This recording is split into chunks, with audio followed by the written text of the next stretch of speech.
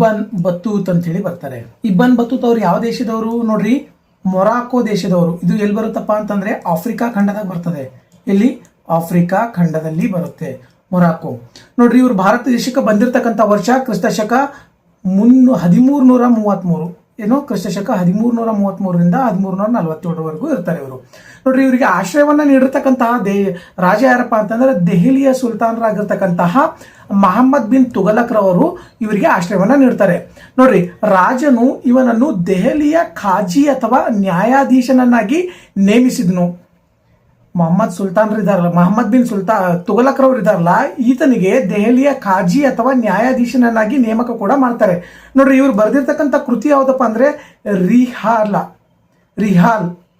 ರಿಹಾಲ್ ಅಂತೇಳಿ. ಏನ್ ಹೇಳಿ, ರಿಹಾಲ್. ಅರಬಿಕ್ ಭಾಷೆಯಲ್ಲಿ ಇದನ್ನ ಬರೆಯಲಾಗಿದೆ. ರಿಹಾಲ್ ಕೃತಿ ಯಾವ ಭಾಷೆಯಲ್ಲಿ ಬರೆಯಲಾಗಿದೆಯಪ್ಪ ಅಂತಂದ್ರೆ ಅರಬಿಕ್ ಭಾಷೆಯಲ್ಲಿ ಅಂತೇಳಿ ನಾವು ಇಲ್ಲಿ ತಿಳಿದುಕೊಳ್ಬೇಕು. ನೋಡ್ರಿ, ಈ ಕೃತಿಯ ವಿಶೇಷತೆ ಏನಪ್ಪಾ ಅಂತಂದ್ರೆ ದೆಹಲಿ ಸುಲ್ತಾನರ ಆಡಳಿತ, ಅಂಚೆ ವ್ಯವಸ್ಥೆ, ಸಾಮಾಜಿಕ ಸ್ಥಿತಿ ಇದರ ಕುರಿತಾಗಿ ಈ ಕೃತಿಯು ತಿಳಿಸ್ಕೊಡ್ತದೆ. ನೋಡ್ರಿ, ಭಾರತ ಮತ್ತು ರಾಜನ ಬಗ್ಗೆ ಏನು ಹೇಳಿಕೆ ನೀಡಲಾಗಿದೆಯಪ್ಪ ಅಂತಂದ್ರೆ ರಾಜನ ಬಗ್ಗೆ ನೋಡ್ರಿ, ಮಹಮ್ಮದ್ ಬಿನ್ ತುಘಲಕ್ ಅತ್ಯಂತ ಉದಾರಿಯಾಗಿದ್ನು, ಅಷ್ಟೇ ಕ್ರೂರಿಯಾಗಿದ್ನು. ಆತ ಒಮ್ಮೆ ಜನರಿಗೆ ಭಾರೀ ದಾನ ನೀಡುತ್ತಿದ್ದರೆ ಮತ್ತೊಮ್ಮೆ ಸಣ್ಣ ತಪ್ಪಿಗೂ ಕೂಡ ಶಿಕ್ಷೆಯನ್ನ ಕಠಿಣವಾಗಿ ವಿಧಿಸ್ತಾ ಇದ್ನು ಅಂತ ಇಲ್ಲಿ ತಿಳಿಸಿದ್ದಾರೆ. ನೋಡ್ರಿ, ಸುಲ್ತಾನನು ದೆಹಲಿಯಿಂದ ದೌಲತಾಬಾದ್ಗೆ ರಾಜಧಾನಿ ಬದಲಾಯಿಸಿದಾಗ ಇಡೀ ದೆಹಲಿ ನಗರವೇ ಹೇಗೆ ಜನರಿಲ್ಲದ ಪಾಳು ಬಿದ್ದಿತ್ತು ಎಂಬುದನ್ನು ಕಣ್ಣಿಗೆ ಕಟ್ಟುವಂತೆ ವಿವರಿಸಿದ್ದಾರೆ. ಅಂದ್ರೆ ಈ ಮಹಮ್ಮದ್ ಬಿನ್ ತುಘಲಕನು ದೌಲತಾಬಾದದಿಂದ ದೆಹಲಿಗೆ ತನ್ನ ರಾಜಧಾನಿಯನ್ನ ಬದಲಾವಣೆ ಮಾಡಿದಾಗ ಆ ಈ ನಗರದಲ್ಲಿ ಏನಪ್ಪಾ ಅಂತಂದ್ರೆ ಜನರಿಲ್ಲದೆ ದೌಲತಾಬಾದ್ನಲ್ಲಿ ಜನರಿಲ್ಲದೆ ಪಾಳು ಬಿದ್ದ ಭೂಮಿಯಂತೆ ಕಣ್ಣಿಗೆ ಕಾಣಿಸಿತ್ತು ಅಂತೇಳಿ ಇಲ್ಲಿ ವಿವರಣೆಯನ್ನ ಕೊಡ್ತಾನೆ. ನೋಡ್ರಿ, ಭಾರತದ ಬಗ್ಗೆ ಏನ್ ಹೇಳಿದಾನೆ, ಭಾರತದ ಗುಪ್ತಚರ ಮತ್ತು ಅಂಚೆ ವ್ಯವಸ್ಥೆ ಗುಪ್ತಚರ ಮತ್ತು ಅಂಚೆ ವ್ಯವಸ್ಥೆ ಅಂದ್ರೆ ಕುದುರೆ, ಕಾಲ್ನಡಿಗೆಯ ಮೂಲಕ ವೇಗವಾಗಿ ಸಂದೇಶವನ್ನ ಕಳುಹಿಸುವುದು. ಇಲ್ಲಿ ನೋಡ್ರಿ, ಜಗತ್ತಿನಲ್ಲೇ ಅತ್ಯುತ್ತಮವಾಗಿತ್ತು ಅಂತ ಹೇಳಿ ತಿಳಿಸಿದ್ದಾರೆ. ನೋಡ್ರಿ, ಭಾರತ ದೇಶದ ಬಗ್ಗೆ ಏನಂದ್ರೆ ಗುಪ್ತಚರ ಅಥವಾ ಅಂಚೆ ವ್ಯವಸ್ಥೆಯನ್ನು ಜಗತ್ತಿನಲ್ಲೇ ಅತ್ಯುತ್ತಮವಾಗಿತ್ತು ಅಂತ ಹೇಳಿ ಇಲ್ಲಿ ಇಬ್ಬನ್ ಬತೂತ ಅವರು ತಿಳಿಸಿದ್ದಾರೆ. ನೋಡ್ರಿ, ಗುಪ್ತಚರ ಮತ್ತು ಅಂಚೆ ಇಲಾಖೆ ಹಿಂದೆ ಯಾವ ರೀತಿಯಾಗಿತ್ತಪ್ಪ ಅಂದ್ರೆ ಅದು ಕುದುರೆ ಮತ್ತು ಕಾಲ್ನಡಿಗೆಯ ಮೂಲಕ ವೇಗವಾಗಿ ಸಂದೇಶವನ್ನ ಕಳಿಸುವಂತ ಒಂದು ವ್ಯವಸ್ಥೆ ಇಲ್ಲಿತ್ತು. ನೆಕ್ಸ್ಟ್ ನೋಡೋಣ.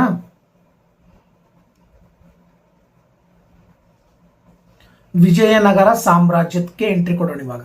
ಯಾವ್ದು ವಿಜಯನಗರ ಸಾಮ್ರಾಜ್ಯಕ್ಕೆ.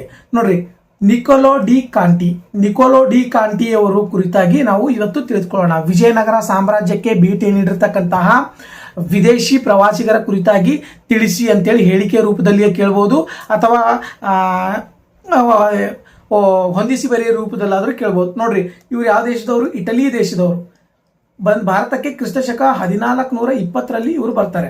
ನೋಡ್ರಿ, ಆಶ್ರಯವನ್ನು ನೀಡಿರ್ತಕ್ಕಂಥ ರಾಜ್ಯ ಯಾರಪ್ಪ ಅಂದ್ರೆ ಸಂಗಮ ವಂಶದ 2ನೇ ದೇವರಾಯ ಇವರಿಗೆ ಆಶ್ರಯವನ್ನು ನೀಡ್ತಾನೆ. ಇವರು ಬರೆದಿರ್ತಕ್ಕಂಥ ಕೃತಿ ಯಾವ್ದಪ್ಪ ಅಂತಂತಂದ್ರೆ ನೋಡ್ರಿ, ಇವರ ಪ್ರವಾಸದ ಕಥನವನ್ನು ಪೋಜಿಯೋ ಬ್ರಾಸಿಯೋಲಿನಿ ದಾಖಲಿಸಿದ್ದಾರೆ. ಅಂದ್ರೆ ಇವರ ಪ್ರವಾಸದ ಕಥನದ ಕುರಿತಾಗಿ ಏನಪ್ಪಾ ಅಂತಂದ್ರೆ ಪೋಜಿಯೋ ಬ್ರಾಸೋಲಿನಿ ಅವರು ದಾಖಲೆಯನ್ನ ಮಾಡಿದ್ದಾರೆ.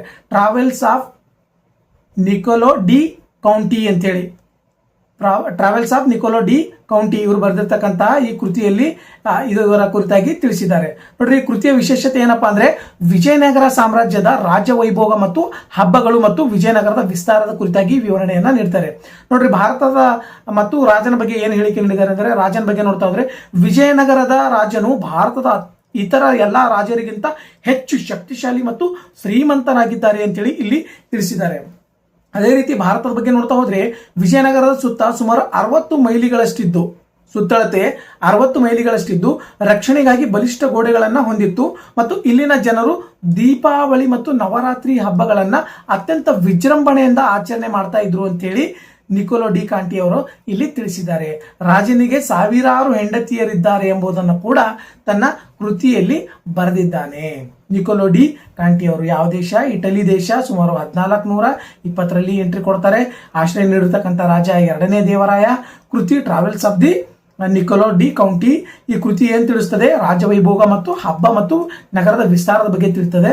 ರಾಜನ ಬಗ್ಗೆ ಹೇಳ್ಬೇಕಾದ್ರೆ ಎಲ್ಲಾ ರಾಜರುಗಳಿಗಿಂತ ಇವನು ಶ್ರೇಷ್ಠ ಮತ್ತು ಶಕ್ತಿಶಾಲಿಯಾಗಿದ್ನ ಅಂತೇಳಿ, ಶ್ರೀಮಂತನಾಗಿದ್ನು ಅಂತೇಳಿ ತಿಳಿಸ್ತದೆ.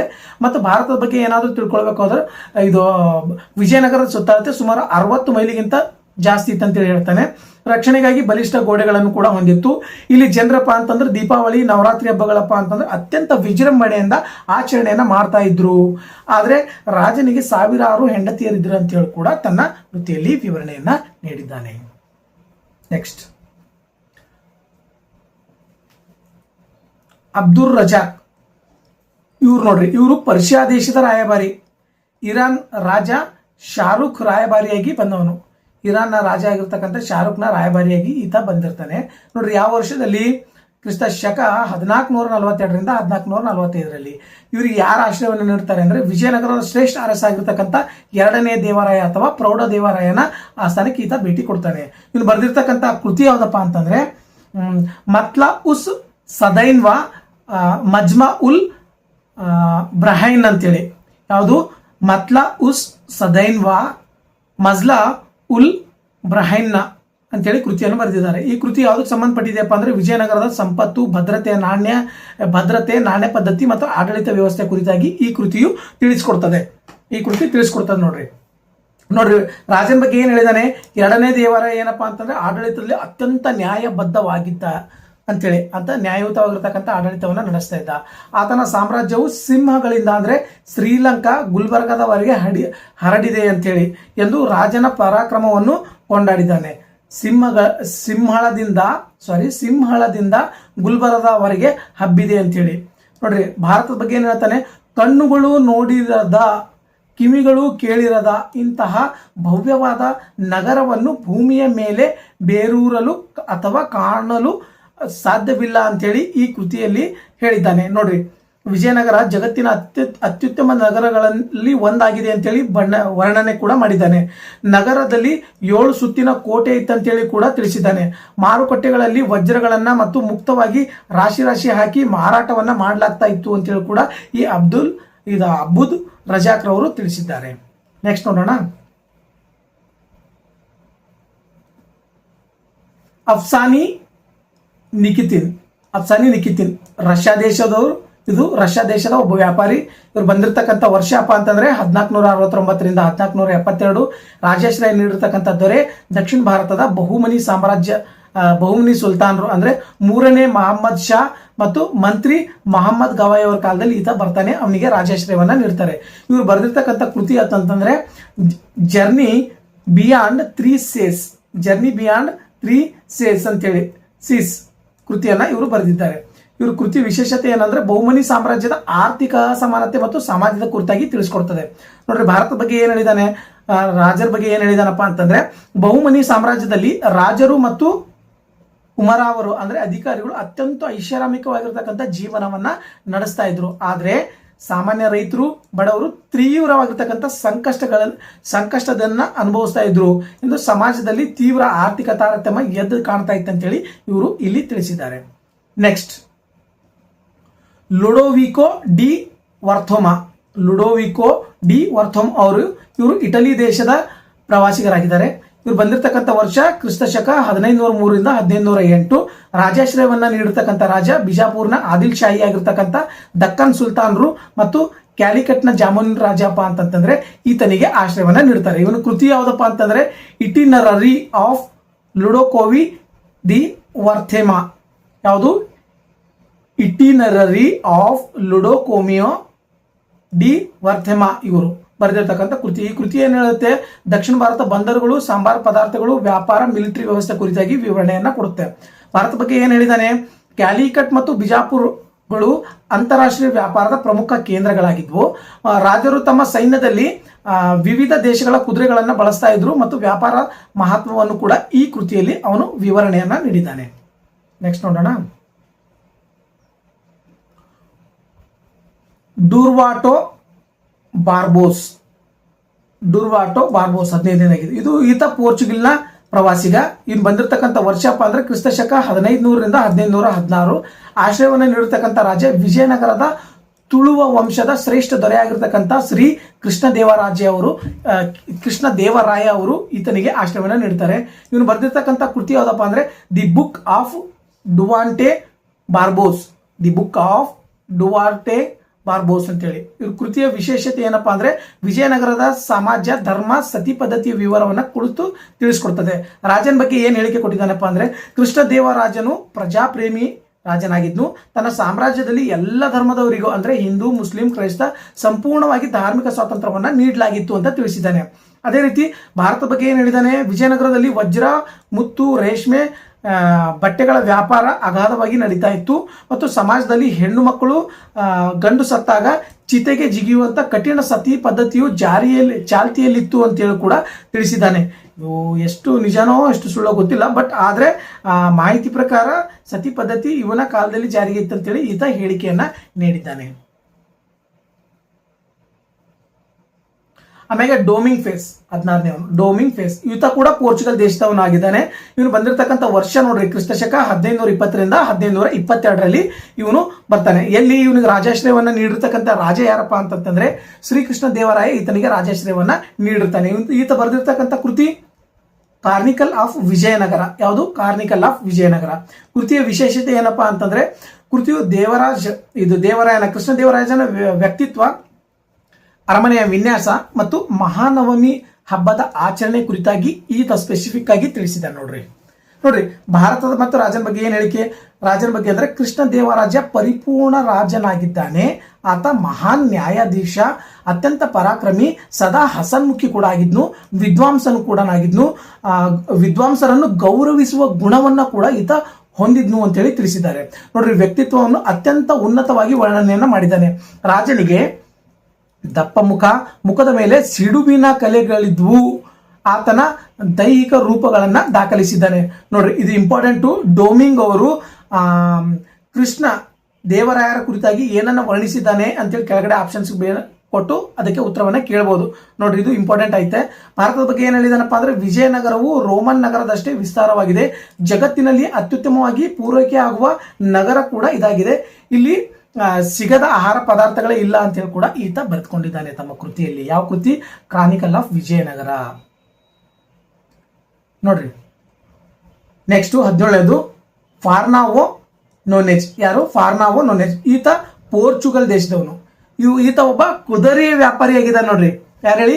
ಕುದುರೆ ವ್ಯಾಪಾರಿಯಾಗಿದ್ದಾನೆ. ಈತ ಬಂದಿರತಕ್ಕಂಥ ವರ್ಷ ಕ್ರಿಸ್ತಶಕ 1535ರಿಂದ 1537. ಇವನಿಗೆ ರಾಜಾಶ್ರಯವನ್ನ ನೀಡಿರ್ತಕ್ಕಂಥ ರಾಜ ಯಾರಪ್ಪ ಅಂತ ವಿಜಯನಗರದ ಅರಸ ಆಗಿರ್ತಕ್ಕಂಥ ಅಚ್ಯುತ ದೇವರಾಯ ಅಂದ್ರೆ ಕೃಷ್ಣ ದೇವರಾಯನ ಸಹೋದರ ಈತನಿಗೆ ರಾಜಾಶ್ರಯವನ್ನ ನೀಡ್ತಾನೆ. ಬರೆದಿರ್ತಕ್ಕಂಥ ಕೃತಿ ಕಾರ್ನಿಕಲ್ ಆಫ್ ವಿಜಯನಗರ. ಈತ ಕೂಡ ಅದೇ ಕೃತಿಯನ್ನ ಬರೆದಿದ್ದಾನೆ. ನೋಡ್ರಿ ಇಲ್ಲಿ ಕೃತಿಯ ವಿಶೇಷತೆ ಏನಂತಂದ್ರೆ ವಿಜಯನಗರದ ಇತಿಹಾಸ ಮತ್ತು ಮಹಿಳೆಯರ ಸ್ಥಿತಿ ಕುರಿತಾಗಿ ಅಂದ್ರೆ ಸ್ಥಾಪನೆಯಿಂದ ಕೊನೆಯವರೆಗೆ ಏನೇನಾಗಿದೆಯಲ್ಲ ಅದರ ಬಗ್ಗೆ ಮಾಹಿತಿಯನ್ನ ಈ ಕೃತಿಯಲ್ಲಿ ನೀಡ್ತಾನೆ. ನೋಡ್ರಿ ಭಾರತ ಮತ್ತು ರಾಜರ ಬಗ್ಗೆ ಏನ್ ಹೇಳಿದಾನೆ, ವಿಜಯನಗರದಲ್ಲಿ ಏನು ಮಹಿಳೆಯರು ಕೇವಲ ಮನೆ ಕೆಲಸಕ್ಕೆ ಸೀಮಿತವಾಗಿರದೆ ಕುಸ್ತಿಪಟಿಗಳಾಗಿದ್ರು, ಜ್ಯೋತಿಷಗಳಾಗಿ, ಲೇಖಕರಾಗಿ ಮತ್ತು ಸೈನ್ಯದಲ್ಲಿ ಕಾವಲುಗಾರರಾಗಿ ಕೆಲಸವನ್ನ ಮಾಡ್ತಾ ಇದ್ರು. ಮಹಿಳೆಯರಿಗೆ ಉನ್ನತವಾಗಿರ್ತಕ್ಕಂಥ ಸ್ಥಾನಮಾನವನ್ನ ಈ ವಿಜಯನಗರ ಸಾಮ್ರಾಜ್ಯದಲ್ಲಿ ನೀಡಲಾಗಿತ್ತು ಅಂತ ಹೇಳಿ ಫಾರ್ನಾವೋ ನೋನೆಜ್ ಅವರು ತಿಳಿಸಿದ್ದಾರೆ, ಪೋರ್ಚುಗಲ್ ದೇಶದ ಪ್ರವಾಸಿಗ. ಆಮೇಲೆ ಮೊಘಲ ಕಾಲದಲ್ಲಿ ನೋಡೋಣ ಬಂದಿರತಕ್ಕಂಥ ರಾಜರು ರಾಲ್ಫ್ ಪಿಚ್ ಅವರು. ನೋಡ್ರಿ ಇವರು ಇಂಗ್ಲೆಂಡ್ ದೇಶದವರು. ಮೊದಲ ಇಂಗ್ಲಿಷ್ ಪ್ರವಾಸಿಗರಲ್ಲಿ ಒಬ್ರು. ಇಂಗ್ಲಿಷ್ ದೇಶದ ಅಂದ್ರೆ ಇಂಗ್ಲಿಷ್ ಪ್ರವಾಸಿಗ ಯಾರಪ್ಪ ಅಂದ್ರೆ ಮೊದಲನೇ ಒಬ್ಬ ಅಂತಂದ್ರೆ ರಾಲ್ಫ್ ಪಿಚ್ ಅವರು.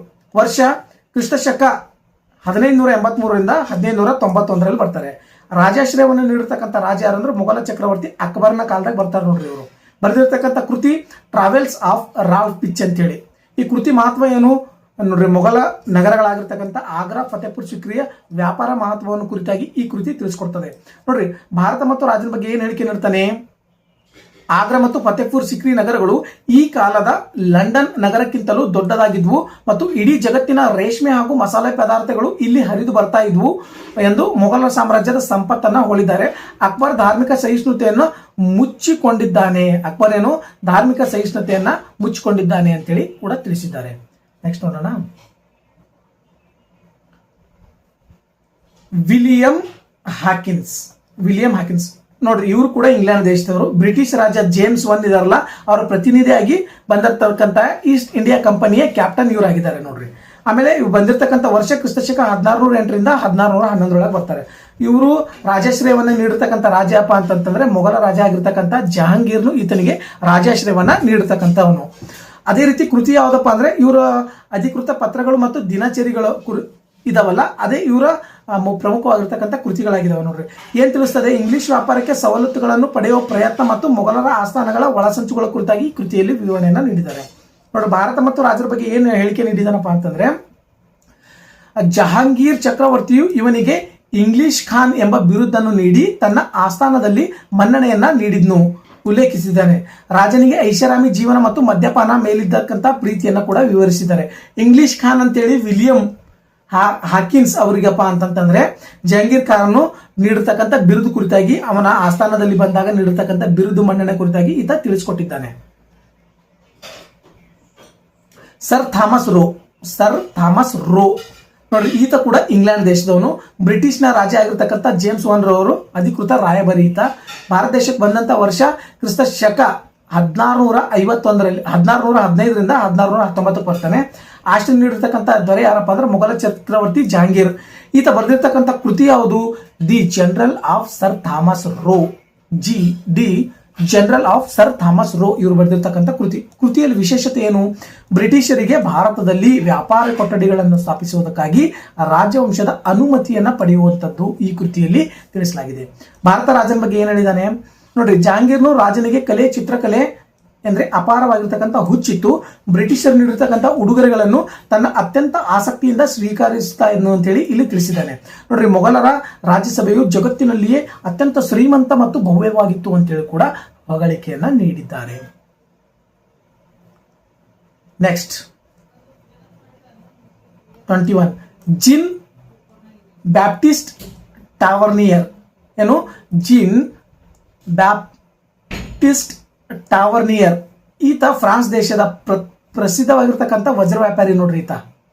ಆಮೇಲೆ ಇವ್ರು ಬಂದಿರತಕ್ಕಂಥ ಕಾಲಾವಧಿ ನೋಡ್ತಾ ಹೋದ್ರೆ ನೋಡ್ರಿ, ಕ್ರಿಸ್ತಶಕ 1638ರಿಂದ 1668 ನೋಡ್ರಿ. ಭಾರತಕ್ಕೆ 6 ಬಾರಿ ಭೇಟಿ ನೀಡ್ತಾನೆ ಈತ. ಎಷ್ಟು? 6 ಬಾರಿ. ಯಾರು? ಜಿನ್ ಬ್ಯಾಪ್ಟಿಸ್ಟ್ ಟಾವರ್ನಿಯರ್ ಅವರು 6 ಬಾರಿ ಭಾರತಕ್ಕೆ ಭೇಟಿಯನ್ನ ನೀಡ್ತಾರೆ. ವಜ್ರದ ವ್ಯಾಪಾರಿ, ಇದೊಂದು ನೆನ್ಪಿಟ್ಕೊಡ್ರಿ. ರಾಜಾಶ್ರಯ ನೀಡತಕ್ಕಂಥ ದೊರೆಯಪ್ಪ ಅಂದ್ರೆ ಮೊಘಲ ರಾಜರಾಗಿರ್ತಕ್ಕಂಥ ಶಹಜಾನ್ ಮತ್ತು ಔರಂಗಜೇಬ್ ಅವರು ಇವರಿಗೆ ರಾಜಾಶ್ರಯವನ್ನ ನೀಡ್ತಾರೆ. ಇವ್ರು ಬಂದಿರತಕ್ಕಂಥ ಕೃತಿ ಯಾವ್ದಪ್ಪ ಅಂತಂದ್ರೆ ಲೆಸ್ ಸಿಕ್ಸ್ ವಾಯೇಜಸ್ ಅಂತೇಳಿ ಈತ ಬರೆದಿರ್ತಕ್ಕಂಥ ಕೃತಿ ನೋಡ್ರಿ. ಈ ಕೃತಿಯ ವಿಶೇಷತೆ ಅಂತಂದ್ರೆ ಭಾರತದ ವಜ್ರದ ಗಣಿಗಳು ಮತ್ತು ಮೊಘಲರ ನವಿಲು ಸಿಂಹನ ಅನ್ನುವಂತ ಕೃತಿಯ ವಿಶೇಷತೆ ಆಗಿದೆ ನೋಡ್ರಿ. ಅದ್ರ ಕುರಿತು ಗೋಲ್ಕೊಂಡ ಮತ್ತು ಪಿಕಾಕ್ ಥ್ರೋನ್ಸ್ ಬಗ್ಗೆ ಈತ ತಿಳಿಸಿದ್ದಾನೆ ನೋಡ್ರಿ. ಈತ ಭಾರತ ಮತ್ತು ರಾಜರ ಬಗ್ಗೆ ಯಾವ ರೀತಿಯಾಗಿರ್ತಕ್ಕಂಥ ಹೇಳಿಕೆ ನೀಡಿದ ನೋಡ್ರಿ. ಕೊಹಿನೂರು ವಜ್ರದ ಮೂಲ ಸ್ವರೂಪ ಮತ್ತು ಗೋಲ್ಕೊಂಡದ ವಜ್ರದ ಗಣಿಗಳು ಎಷ್ಟು ವಿಶ್ವ ಪ್ರಸಿದ್ಧವಾಗಿದ್ವು ಎಂಬುದನ್ನು ವಿವರಣೆಯನ್ನ ಕೂಡ ನೀಡಿದ್ದಾನೆ. ಶಹಜಾನನ ಕಾಲದ ವಾಸ್ತುಶಿಲ್ಪದ ಭವ್ಯವನ್ನ ಮುಕ್ತವಾಗಿ ಕೊಂಡಾಡಿದ್ದಾನೆ ಈತ, ಶಹಜಾನ್ ಕಾಲದ. ನೆಕ್ಸ್ಟ್ ನೋಡೋಣ 22 ಫ್ರಾಂಕೋಯಿಸ್ ಬರ್ನಿಯರ್ ನೋಡ್ರಿ. ಈತ ಕೂಡ ಫ್ರಾನ್ಸ್ ದೇಶದ. ಈತ ಒಬ್ಬ ವೈದ್ಯ ಮತ್ತು ದಾರ್ಶನಿಕ ಕೂಡ ಆಗಿದ್ನು. ಬಂದಿರತಕ್ಕಂಥ ವರ್ಷ ಕ್ರಿಸ್ತಶಕ 1656ರಿಂದ 1668 ನೋಡ್ರಿ. ರಾಜಾಶ್ರಯವನ್ನ ನೀಡಿರ್ತಕ್ಕಂಥ ರಾಜರು ಮೊಘಲ ರಾಜಕುಮಾರರಾಗಿರ್ತಕ್ಕಂಥ ದಾರಾ ಶಿಕೋ ಮತ್ತು ನಂತರದ ಚಕ್ರವರ್ತಿ ಔರಂಗಜೇಬ್ ಅಪ್ಪ ಅಂದ್ರೆ ಈತನಿಗೆ ರಾಜಾಶ್ರಯವನ್ನ ನೀಡ್ತಾರೆ. ಬರೆದಿರ್ತಕ್ಕಂಥ ಕೃತಿ travels in the Mughal empire. ಏನು? Travels in the Mughal empire. ಕೃತಿಯ ವಿಷಯ ಏನಪ್ಪಾ ಅಂದ್ರೆ ಮೊಘಲ ವಾರಸಿದಾರರ ಯುದ್ಧ ಮತ್ತು ಭಾರತದ ಯುರೋಪ್ ನಡುವಿನ ಹೋಲಿಕೆಯನ್ನು ಕೂಡ ಇಲ್ಲಿ ಹೇಳಿದ್ದಾನೆ. ಭಾರತ ಮತ್ತು ರಾಜರ ಬಗ್ಗೆ ಏನು ಹೇಳಿಕೆ ನೀಡಿದ್ದಾನೆ? ಔರಂಗಜೇಬನು ತನ್ನ ಸಹೋದರನನ್ನು ಕೊಂದು ತಂದೆಯನ್ನು ಜೈಲಿನಲ್ಲಿಟ್ಟು ಅಧಿಕಾರವನ್ನ ಹಿಡಿದು ರಕ್ತಸಿಕ್ತ ಇತಿಹಾಸವನ್ನ ಕಣ್ಣಾರೆ ಕಂಡು ಬಂದಿದ್ದಾನೆ. ನೋಡು, ಭಾರತದಲ್ಲಿ ಖಾಸಗಿ ಆಸ್ತಿ ಅಂದ್ರೆ ಪ್ರೈವೇಟ್ ಪ್ರಾಪರ್ಟೀಸ್ ಇಲ್ಲದಿರುವುದರಿಂದ ಇಡೀ ಭೂಮಿ ರಾಜನಿಗೆ ಸೇರಿದ್ದಾಗಿದೆ. ಇದರಿಂದಾಗಿ ಕೃಷಿ ನಾಶವಾಗುತ್ತಿದೆ ಎಂದು ಭಾರತದ ಆರ್ಥಿಕತೆ ನೀತಿಯನ್ನು ಕೂಡ ಈತ ಟೀಕೆಯನ್ನ ಮಾಡಿದ್ದಾನೆ. ನೆಕ್ಸ್ಟ್ ನೋಡಿ, ಲಾಸ್ಟ್ ಒನ್. ಇದು ನಿಕೋಲೋ ಮನುಸಿ. ಯಾರು? ನಿಕೋಲೋ ಮನುಸಿ, 23ನೇವನು ನಿಕೋಲೋ ಮನುಸಿ ನೋಡ್ರಿ. ಈತ ಇಟಲಿಯವನು, ವೆನಿಸ್ನ ಬರಹಗಾರ ಮತ್ತು ಈತ ಕೂಡ ವೈದ್ಯ ಆಗಿದ್ನು. ಭಾರತಕ್ಕೆ ಬಂದಿರತಕ್ಕಂಥ ವರ್ಷ ಅಪ್ಪ ಅಂತಂದ್ರೆ 1600 ಕ್ರಿಸ್ತಶಕ 1656ರಿಂದ 1708.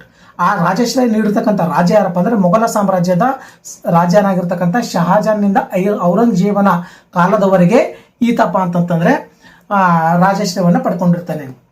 ನೋಡ್ರಿ, ದಾರಾ ಶಿಕೋನ್ ಸೈನ್ಯದಲ್ಲಿ ಫಿರಂಗಿ ಸೈನಿಕನಾಗಿಯೂ ಕೂಡ ಕೆಲಸವನ್ನ ಈತ ಮಾಡಿದ್ದಾನೆ. ಯಾರು?